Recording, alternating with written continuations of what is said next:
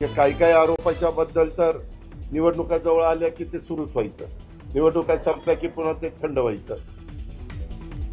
निवडणुकीपूर्वी माझ्या बदनामीचे प्रयत्न नेहमी होत असतात, अजित पवारांचा विरोधकांवर निशाणा। जमीन गैरव्यवहार प्रकरणी पार्थवर गुन्हा का नाही हे मुख्यमंत्रीच सांगू शकतील, शरद पवारांचं विधान। तर कंपनीकडून ज्यांनी व्यवहार केला त्याच्यावर गुन्हा, मुख्यमंत्र्यांचं उत्तर। मनसे पदाधिकाऱ्यांची राज ठाकरेंच्या उपस्थितीत शिवतीर्थावर बैठक, आगामी निवडणुकीच्या रणनीतीवर चर्चा।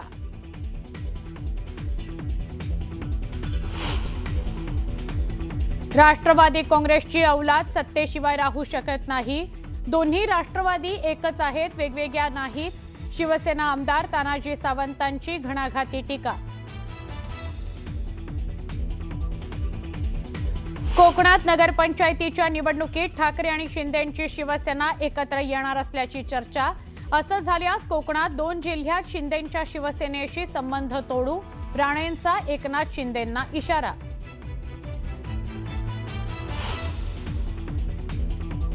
आणि माझ्या वक्तव्याचा विपर्यास केला, मंत्री विखे पाटलांचं स्पष्टीकरण, कर्जबाजारी व्हायचं, पुन्हा कर्जमाफीची मागणी करायची, विखेंनी केलेलं वक्तव्य। ड्रोनच्या द्वारे नेमकी निगराणी केली जाते का, कुणाचा हा ड्रोन आहे, असे महत्त्वाचे प्रश्न इथे उपस्थित होत आहेत। आगामी स्थानिक स्वराज्य संस्थेच्या निवडणुकीच्या पार्श्वभूमीवर जेव्हा अशा घटना घडत आहेत त्यामुळे राजकीय चर्चा देखील त्याच्यामध्ये सुरू झाली आहे की कुणाचा हा ड्रोन असू शकतो आणि काय नेमकी निगराणी त्याद्वारे ठेवण्यात येते। मोठी बातमी आपण बघतोय, उद्धव ठाकरेंचं निवासस्थान असलेल्या मातोश्रीवर ड्रोनद्वारे नजर ठेवण्यात येते। आपल्यासोबत आमदार प्रवीण दरेकर जोडले गेले आहेत। प्रवीणजी, स्वागत न्यूज 18 लोकमत मध्ये। ही मोठी बातमी आपल्याकडे समोर येते की मातोश्रीच्या परिसरामध्ये एक अज्ञात ड्रोन दिसून आलाय। नाही, मला वाटतं असं काही होऊ शकत नाहीये। ड्रोन अज्ञात वगैरे नाही, मुंबई पोलीस फार हुशार आहे। यांना केवळ अशा प्रकारचा संशय निर्माण करून आमच्यावर वॉच ठेवतात करून सहानुभूती मिळवण्याचा केविलवाना प्रयत्न आहे। आता सिंपल गोष्ट आहे, ड्रोन फिरतायत तर लोकल पोलीस स्टेशनला कळवणं की पोलीस विभागाला कळवणं, तात्काळ ते ड्रोन कोणाचा आहे काय आहे लगेच माहिती आपल्या समोर येईल।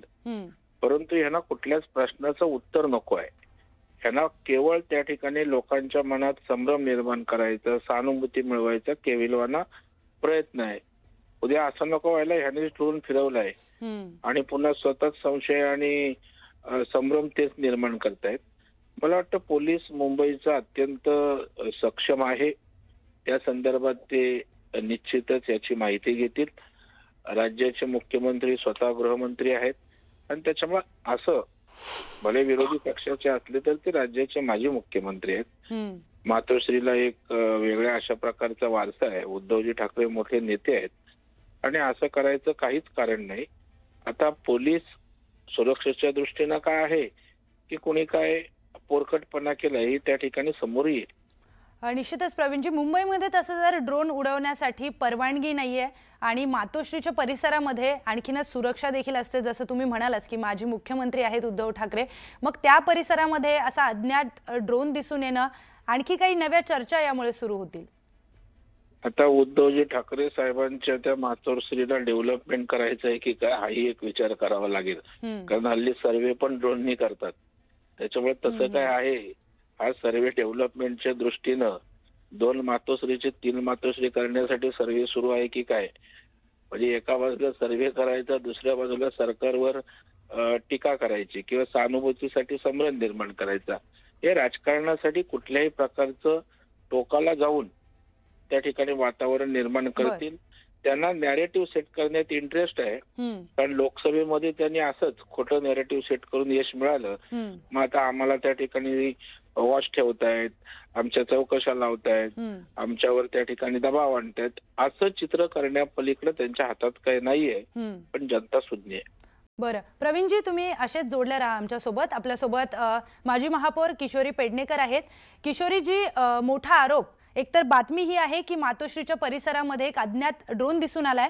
त्यावर प्रवीणजींकडून असा आरोप करण्यात येतोय की संभ्रम निर्माण करण्यासाठी यांच्याकडूनच हे सगळे प्रयत्न केले जात आहेत। एक नरेटिव्ह सेट करण्याचा प्रयत्न केला जातोय की आमच्यावर चौकशी, आमच्यावर एक नजर ठेवल्या जाते। अहो प्रवीण दादा सत्तेच्या खुर्चीत आहे, सत्तेची सगळी सत्ता बत्ता अधिकार तुमच्याकडे आहे। तो ड्रोन पकडा आणि नक्की कोणाचा आहे तो बघा। सगळ्या गोष्टी कुठे आमच्यावर हे करता तुम्ही?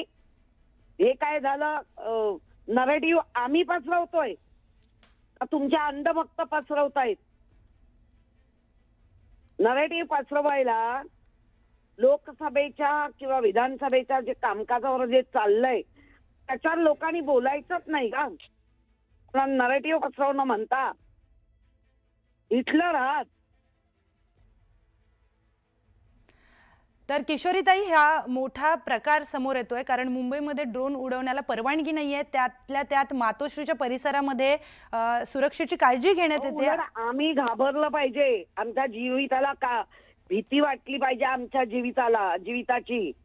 तिथे त्यांना बाळासाहेबांचं घर आहे, ते सोडून कोणतरी उडवतंय तर कोणतरी का उडवतंय ते बघायचं काम कोणाचं आहे? सत्तेत आहात ना हो, सत्तेचा विसर पडलाय काय ना?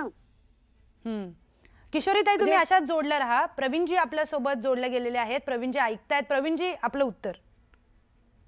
मला किशोरीताईंना सांगायचं आहे, आता ड्रोनची गोष्ट सरकारच्या निदर्शनास आले, पोलिसांच्या निदर्शनास आले। 100% पोलीस त्याचा शोध घेतील, कोण आहेत समोर येईल, ऍक्शन होईल। परंतु माझं म्हणणं आहे की ड्रोन दिसलाय ना, व पोलीस स्टेशनला आपल्याला सांगायला काय प्रॉब्लेम आहे?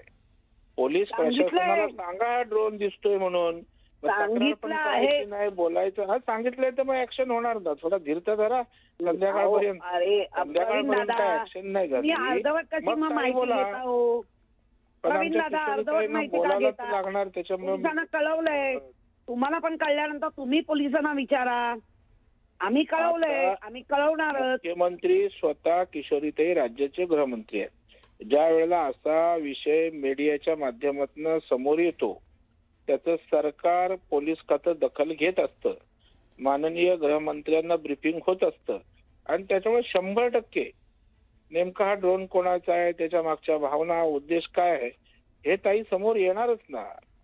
मोगलाई थोडी आहे कोणी कुठे ड्रोन फिरवावं, आलंच पाहिजे ते। आम्ही तुमच्या मताशी सहमत आहोत। आणि काय आहे, आपल्या बाळासाहेबांचं घर आहे आणि त्या घरावरती जर आपला ड्रोन फिरत असेल, आपला म्हणजे ज्यानी कोणाचा, तो कशासाठी फिरवतोय, त्याचा एम काय आहे हे पहिलं सत्ताधाऱ्यांनी शोधून काढलं पाहिजे।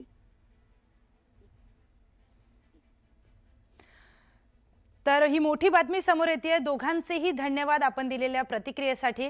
मातोश्री परिसरामध्ये एक अज्ञात ड्रोन दिसून आलाय आणि त्या संदर्भामध्ये आता चर्चा सुरू झाल्यात। तर नेमकी मातोश्रीवर कुणाची नजर आहे असा प्रश्न इथे उपस्थित होतोय, कारण अज्ञाताकडून ड्रोनच्या माध्यमातून मातोश्री परिसरामध्ये नजर ठेवण्यात येते। मुंबईमध्ये ड्रोन उडवण्यासाठी परवानगी नसली तरी मातोश्री परिसरामध्ये ड्रोन दिसून येतं। हे मोठं प्रकरण दिसून येत आहे, कारण की त्या परिसरामध्ये सुरक्षेची काळजी घेण्यात येते। त्याच परिसरामध्ये जर अज्ञात ड्रोन दिसून येतोय तर हा ड्रोन नेमकं कोण उडवतंय, हा ड्रोन कुणाचा आहे असे प्रश्न इथे उपस्थित होत आहेत। जसं की किशोरी पेडणेकरांकडून आता सांगण्यात आलं की या ड्रोनची चौकशी झाली पाहिजे, कारण बाळासाहेबांचं घर तिथे आहे, मातोश्रीला एक वारसा आहे असं प्रवीण दरेकरजी म्हणालेत। त्यामुळे त्या ड्रोनची चौकशी होणं अत्यंत गरजेचं आहे। आता आगामी निवडणुका समोर आहेत आणि त्याच्या पार्श्वभूमीवर असं सगळा प्रकार घडणं, यामध्ये राजकीय चर्चांना देखील उधाण येणार आहे, कारण ड्रोनच्या माध्यमातून मातोश्रीच्या परिसरामध्ये कोण नजर ठेवतंय हा प्रश्न इथे उपस्थित होतोय। अज्ञात हा ड्रोन आहे आणि हा ड्रोन नेमकं उडवतंय कोण असे देखील प्रश्न इथे उपस्थित होत आहेत।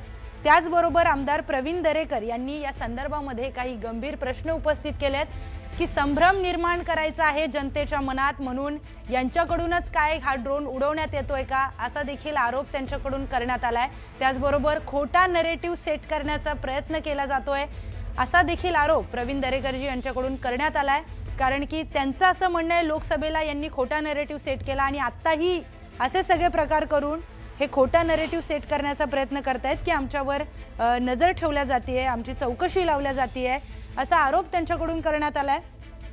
त्याला उत्तर देताना किशोरी पेडणेकर म्हणाल्यात की या प्रकरणाची चौकशी तुम्ही करायला पाहिजे, तुम्ही सत्ताधारी आहात, गृह खातं तुमच्याकडे आहे, त्यामुळे या प्रकरणाची चौकशी झाली पाहिजे।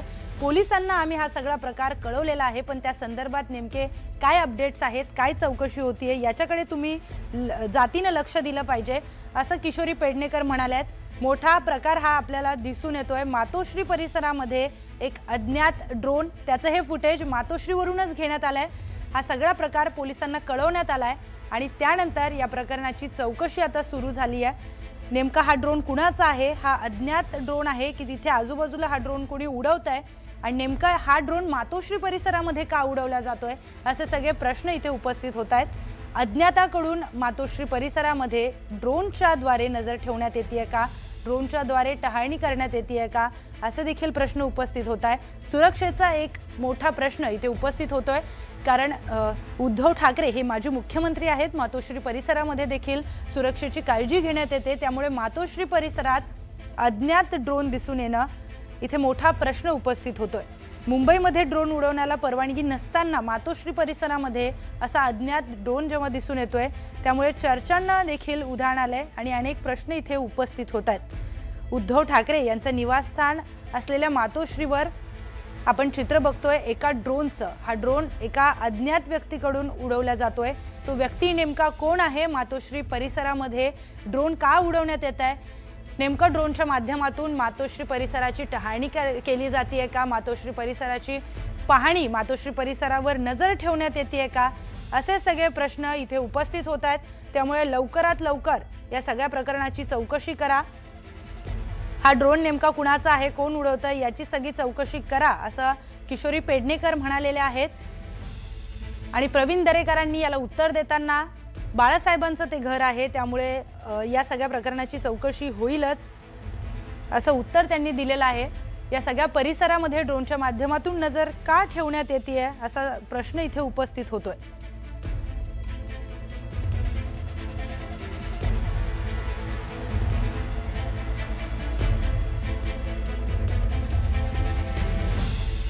तर मातोश्री परिसरामध्ये हा अज्ञात ड्रोन दिसून आलाय, त्याचं जे काही फुटेज आहे ते मातोश्रीवरूनच घेण्यात आलंय, त्यामुळे ते लक्षात आलं की मातोश्री परिसरामध्ये एक अज्ञात ड्रोनच्या माध्यमातून नजर ठेवण्यात येते आहे।